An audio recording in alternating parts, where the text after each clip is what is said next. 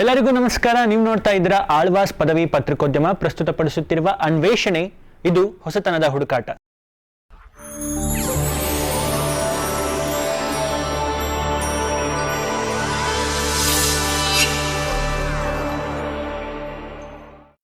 ಹಿಮಾಲಯದ ತಪ್ಪಲಿನಲ್ಲಿರುವ ಲಡಾಖ್ನಲ್ಲಿ ಹೊಸ ವರ್ಷದ ಸಂಭ್ರಮಾಚರಣೆ ಹೇಗೆಲ್ಲ ನಡೆಯುತ್ತೆ ಗೊತ್ತಾ?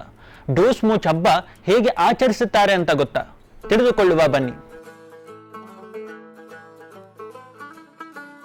ಜಗತ್ತಿನಲ್ಲಿಯೇ ಅತಿ ಎತ್ತರದಲ್ಲಿರುವ ಟಿಬೆಟ್ ಭೂಪ್ರದೇಶವು ಕಣ್ಮನ ಸೂರೆಗೊಳ್ಳುವ ಸಾಂಸ್ಕೃತಿಕ ವಿಶೇಷತೆಗಳಿಂದ ಕೂಡಿದೆ. ಟಿಬೆಟ್ ಮಂದಿಯ ಆಚಾರ ವಿಚಾರ ಬಹಳ ಕುತೂಹಲಕರ. ಅದೇ ಹಿಮಾಲಯ ಪರ್ವತ ಸಾಲುಗಳ ನಡುವೆ ಇರುವ ಲಡಾಖ್ ಪ್ರದೇಶ ಕೂಡ ದಟ್ಟವಾದ ಟಿಬೆಟ್ ಸಂಸ್ಕೃತಿಯ ಪ್ರಭಾವಕ್ಕೆ ಒಳಗಾಗಿದೆ.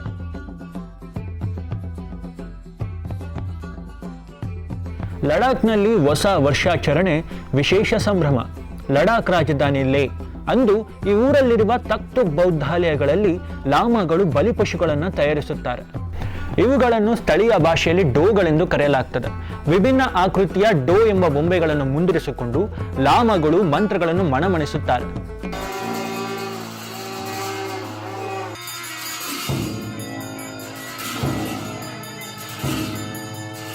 ಪ್ರಾಚೀನ ಟಿಬೆಟ್ನಲ್ಲಿ ವ್ಯಾಪಕವಾಗಿದ್ದ ಈ ಹಬ್ಬದ ಸಂಭ್ರಮಾಚರಣೆಯನ್ನು ಡೋಸ್ ಮೂಚ್ ಎಂದು ಕರೆಯಲಾಗ್ತದೆ. ಹೊಸ ವರ್ಷದಂದು ಸಂಜೆ ಈ ಬೊಂಬೆಗಳನ್ನು ಆಕರ್ಷಕ ಮೆರವಣಿಗೆಯಲ್ಲಿ ಲೇ ನಗರದ ಹೊರವಲಯಕ್ಕೆ ಕೊಂಡು ಹೋಗಲಾಗ್ತದೆ. ಲೇ ನಗರದ ಅರಮನೆಯಲ್ಲಿ ಈ ಮೆರವಣಿಗೆ ಆರಂಭವಾಗುತ್ತದೆ. ವಾದ್ಯಗೋಷ್ಠಿಯ ಮಂದಿ ಮೆರವಣಿಗೆಯ ಮುಂಚೂಣಿಯಲ್ಲಿರುತ್ತಾರೆ.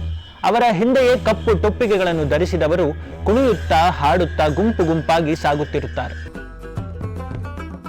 ಧಾರ್ಮಿಕ ಉಡುಗೆ ಧರಿಸಿದ ಲಾಮಗಳು ಇವರ ಬೆನ್ನ ಹಿಂದೆ ಸಾಲು ಸಾಲಾಗಿ ಸಾಗುತ್ತಾರೆ. ಸ್ಥಳೀಯ ಜನರು ಕೂಡ ಹಬ್ಬದ ಉಡುಗೆಗಳನ್ನು ಧರಿಸಿ ಸಂಭ್ರಮ ಉಲ್ಲಾಸದಿಂದ ನೂರಾರು ಸಂಖ್ಯೆಯಲ್ಲಿ ಸಾಗುತ್ತಾರೆ. ಊರ ಹೊರಗೆ ಈ ಡೋಗಳನ್ನು ಜನರು ಸುಟ್ಟು ಹಾಕುತ್ತಾರೆ. ಈ ರೀತಿ ನಗರದಲ್ಲಿನ ಪಿಡುಗುಗಳನ್ನು ಸುಟ್ಟು ಹಾಕಿದ್ದೇವೆಂಬ ಸಂಭ್ರಮ ಸಂತೃಪ್ತಿಯಲ್ಲಿ ಜನರು ವಾಪಸ್ಸಾಗಿ ಹೊಸ ವರ್ಷವನ್ನು ಖುಷಿಯಿಂದ ಆಚರಿಸುತ್ತಾರೆ.